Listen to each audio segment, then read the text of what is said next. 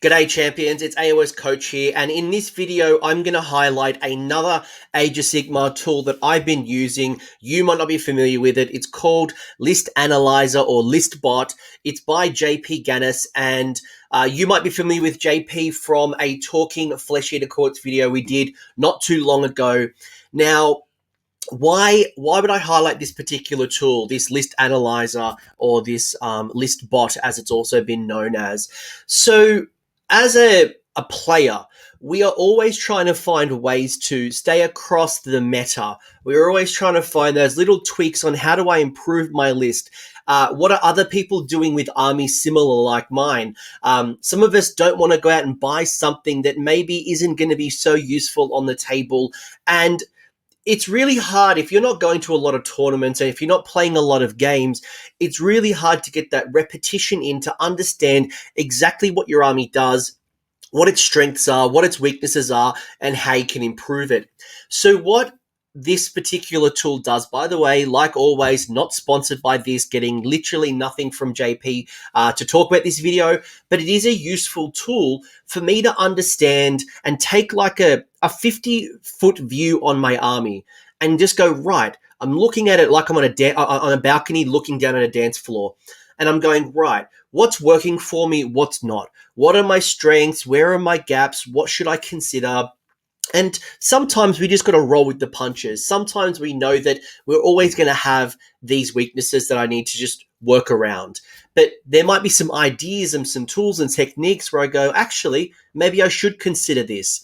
And Listbot is going to analyze a whole bunch of things. It's going to input data from public and trusted data sources like AOS reminders, from things like tabletop.to and other publicly available data sources, as well as the artificial intelligence, the AI, has analyzed, and JP's done a lot of work to analyze all of the war scrolls in Age of Sigmar to output a whole bunch of analysis and data to go, right, and present it in a really interesting way. So without further ado, maybe I just show to you how you might want to consider your lists, look at the strengths, look at the gaps, look at how you might improve it. And data isn't the silver bullet. It's not everything, but it will give you some information to make the best informed decisions. And you take it as you will. So let's actually just look at the tool and I'll take you through how Listbot works. So I've got the website up, I've got Listbot, I've got the list analyzer,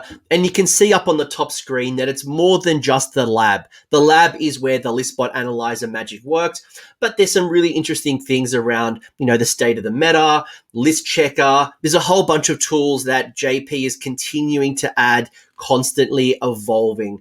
But as I mentioned, the lab is going to break down your war scrolls to output a data source to show you where it's strong. So you can see here that the primary tables that they're going to leverage is things like mobility, the value of a war scroll. And I know this is one of the challenges for many people, is to understand when I get a war scroll and the unit that I'm picking is 150 points for my battle line.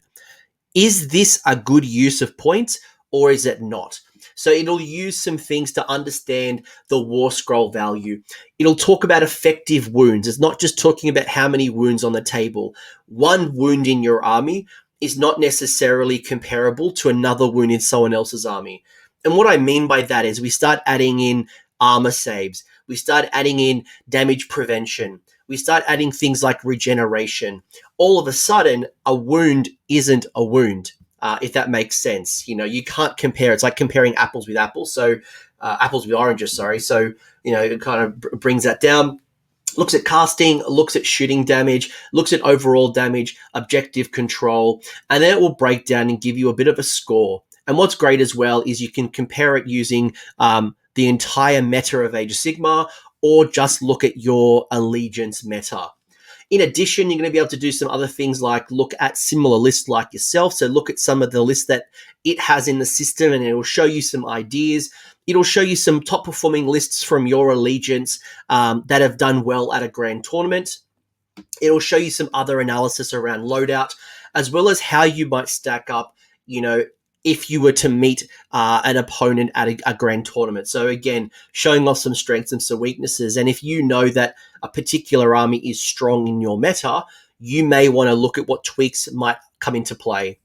So let's actually show you a list. So you've got this box here, this where I basically can go into War Scroll Builder and copy and paste into the analyzer.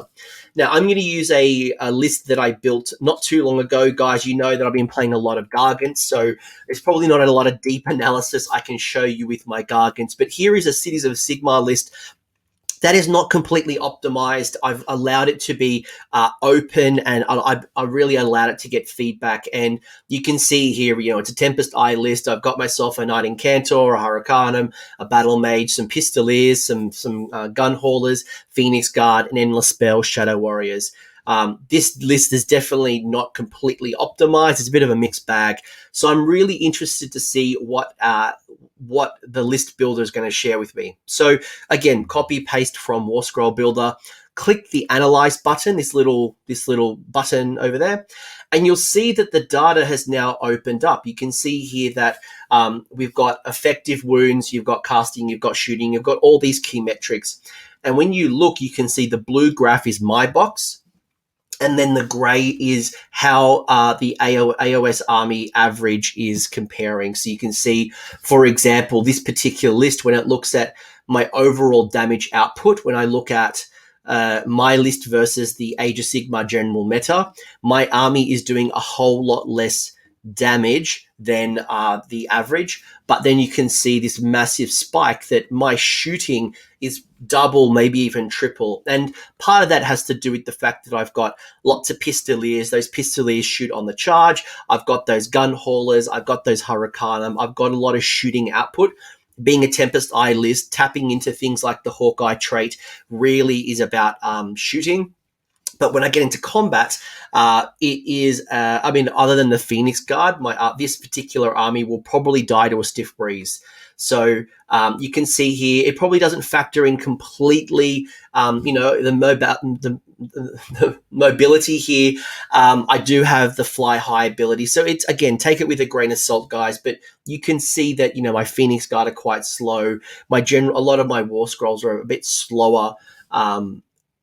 But maybe not as fast as, it's on average. It's on average, which is not too bad. But again, Tempest Eye, first battle round, I get plus 3 inches. But again, it's kind of showing me that my list has a little bit more magic than normal. My effective wounds, you can see that probably because of the Phoenix Guard having a 4-up armor save and then a 4-up damage prevention after that, really means that my effective wounds is greater than, so those 30 Phoenix Guard. It isn't just a block of 30. It probably counts to closer to 45 to 60 wounds, depending on the dice roll. Again, you can kind of get a really good idea, and ultimately it gives you a bit of a list breakdown. So it gives me a B or a C or an A. I don't know exactly what those complete outputs are or what potentially deems it to be an A or a B on how it compares on the average. But I think what's clear to me and what I take away from this is that from a casting and unbinding perspective, absolutely I am average. It rates me as a C, and that's because my Hurricanum and my Battle Mages are my only casters, and they don't really get, my Hurricanum gets a +1 to cast, but I've got no natural unbinds. And if I'm going into a meta that's full of Nagashes and Teclises and Lords of Changes and, very strong Magic Lord Croak, maybe I want to start considering something like a Luminarch. I want to try to find ways that maybe I bring in a Knight Incantor to handle the magic, because if I come up against a magic-dominated army, I'm in trouble. But then when I look at some of the other tiers from a mobility perspective, yeah, absolutely, I've got some speed in this list, especially in turn 1. So I really want to make the most of those mobility. But if I did face a Ironjawz, Iron Suns, or a Stonehorn list, for example, they'll probably out-mobility me. So I'm not the best, but I'm also not the worst. So I probably need to think about my matchups. My shooting damage there, so obviously I've got to really think about being in ranges and making the most of my shooting damage. Again, you kind of get this idea. And what's really awesome as well is that I could compare it against my own faction. And it might show that this list is a little bit more powerful or a little bit less weak compared to other Cities of Sigmar lists. As I scroll down, you start to see that there are similar lists like mine. Now, Cities of Sigmar is a very deep allegiance, so your allegiance might not be as rich as this one, but it might actually be more specific because it's going to suggest to me things like greater water fastness. It's going to show me Anvil Guard. And you know what? Maybe my type of list is better off in Anvil Guard, Grey Water Fastness, Hallow Heart than it actually is in a Tempest Eye. So it really starts to give you ideas to go, right, well, other lists like mine, it was in a Hallow Heart list, and absolutely it had the Phoenix, it had a Hurricanum, it had a big block of Phoenix Guard, it had the Life Swarm.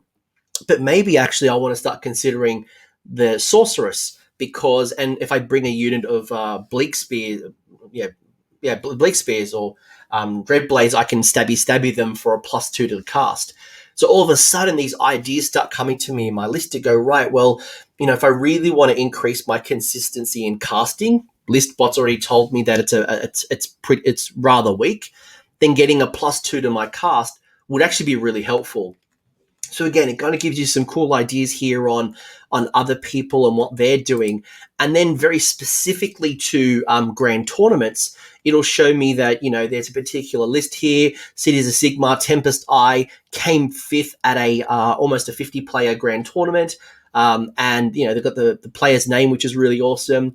But I can see here in this particular list, they did take the Hurricanum, they did take Cities of Sigmar, Tempest Eye, but it was more built around the chariots. So like, oh, okay, maybe I haven't really considered Scourge Runner chariots. Let me have a look at their war scroll to see why they worked so well and what could I possibly do to include them in my list, maybe.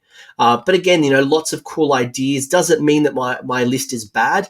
And you know what? I might really love my Pistoliers, and if I love my Pistoliers and I just want to make them work, then it actually might show me other ways to make my list as good as it can possibly be. It's not about net listing. It's not about picking up the list that did the best at the largest tournament and just running exactly what they've done. But it's showing me suggestions to go, right, well, this particular army, instead of having the Phoenix, it had a Griffin. Okay, wonder why. If I've got the Knight Incantor, well, certainly I need a bit more consistency for my magic. But then it also shows me it's got some Outriders and it's taken the battalion. And all of a sudden I go, right, maybe this is something I should consider. Or I don't really like the Outriders, so what if I was to put in another block of 5 Pistoliers or boost my 5 into a 10? And you know what? Having a block of Demigriffs would actually be really helpful. One, because it synergizes well with the Griffin General, the Free Guild General on Griffin's command ability, but also it would give me a bit more punch because the Pistoliers are certainly more of the shooters and the Demigriffs are more of the combat focus. So you kind of see where it's presenting you with ideas. It's not saying you're wrong, but it's giving you a whole bunch of ideas that may or may not work for you. And it's kind of highlighting across the world what others are doing with lists like yours. So how does it calculate all this stuff, guys? Some of the key things it's thinking about is things like your average damage output, your movement characteristic, the special abilities and how many special abilities you've got. It's got things like effective wounds, your bravery, save, the number of casts, things like do you even have shooting? And this is how it's all come out with this output. And then from a list loadout point of view or a loadout analysis, you can then start to see that, from a popularity point of view, it's showing you that Tempest Eye is rating 26%. Living City's popular. Hallow Heart's kind of dropped off a little bit. Grey Water and Hammer Hall are about 8. So if you're wondering from a match play point of view, or you're trying to understand how do I get the most out of my units, it's pointing to me right now that maybe Tempest Eye and Living City are the stronger builds. And from a win rate perspective, actually it is Hammer Hall who's getting the most wins. Now, that is based off a smaller sample size. You can see it's a 60% win rate off 12 events compared to Tempest Eye, which is 52% wins from 39 events. So you can see the sample size, and Hallow Heart 49 from 31. But again, it's not telling me to go one certain route. It's merely presenting me ideas, and it's showing me, popular loadouts for the Knight of Zeros. You can see here, this is probably a bit more of a Stormcast build, considering they're naturally in Stormcast, can take things like, the Mystic Lights, and they can take things like Soul Thief. But all of a sudden, it's now showing me, right, well, if you are going to take yourself a Frostheart Phoenix, you may want to consider these particular loadouts. It may want to consider, here we go, the highest win rate loadout for the Celestial Hurricanum with Battle Mage. It's taking the Thermal Rider Cloak. Now, that's no longer in the game. That's an artifact that was in Malign Sorcery. But what it is showing you in Hallowheart, for example, the spell loadout is Searing Wounds. It's definitely very popular. People are taking the Whitfire Tome to get all the spells in Hallowheart. And Tempest Eye, this is a Tempest Eye artifact. The Patricia's Helm, it's 58% win rate off 6 events. Again, scroll through this, see the different loadouts, see the different ideas being posted to you. And also, just like, how does my list match up? From a Age of Sigamr point of view, it's showing me that right now, based on the current data set, and again, you can imagine this is going to evolve over time, that my win matchup rate is going to be, if I'm playing against Nighthawk and Gloomspite Gitz, I'm well above the 70% win rate. I've got the tools to be able to beat these armies. When I start getting into this middle tier, the 50 to 60%, I should be quite confident with Skaven, Slaves, Stormcast, Lumineth, Sylvaneth, and Ogres. But then as I start going down to go, right, well, where am I going to struggle? Right now, Maggotkin of Nurgle is quite popular. Deepkin, 23% win rate. Now, they're super popular in the meta. Daughters of Cain, very popular in the meta. Kharadron Overlords, very popular in the meta. So there's some of the armies that I'm likely to face at a tournament. So what can I do in my army that is going to best handle these? Now, I don't want to automatically forfeit against Ivan the Deepkin, but I think about some of the things. Maybe I listen to a show like Talking Ivan the Deepkin. I pick up their battle tome to try to understand what makes them work. And then I look at my toolkit in my army to go, right, well, what do I have? I know that Deepkin are going to try to stack all of their command points by turn 3, and they want to do they're going to use, they're going to, in the fight first stage, they're going to do X. Or they're going to use their eels that ignore rend, and they're going to force me to shoot at the closest unit, which will be their defensive eels. So I need more mortal wounds in order to handle those eels. You know what I mean? Like, you start thinking about those strategies, and then what tools and how can I improve my percentage to win, let alone then the decision that I make on the table. But overall, I really like Listbot. Again, it's not the be-all or end-all. It is only a data set. Data is only as good as we use it for our insights. But what's clear to me here is that it is presenting me an analytical way to look at my army objectively. And again, if I really like a certain unit, I really want to build around my Frostheart Phoenix. I've converted it. I've painted it really well. I love it. And I just want it on the table. Yes, Listbot might be suggesting to me in Tempest Eye to take the Free Guild General on Griffin and the Battalion, but it's presenting me the ideas on, 1, how do I improve my list? Or 2, if I am going to take that Frostheart Phoenix, how do I build around it? Maybe it's not in Tempest Eye. Maybe it's picking more Phoenix Guard, or maybe it's picking something else that can support it and improve the synergies. That is my take on the Listbot, the List Analyzer. JP, you've done a great job. As the tournaments continue to kick back off and more data, it's only going to get better and better. But I hope you get to play with it and, put in a bunch of armies and see and analyze what Listbot's saying to you. And I wouldn't be surprised that, when you look at this, you'll get some rich insight and you'll see what other people around the world are doing with their armies. But that's it, folks. Let me know in the comment section if you found this valuable and if it's a tool that, some insights that you've picked up and how it's made you improve as a competitive wargamer.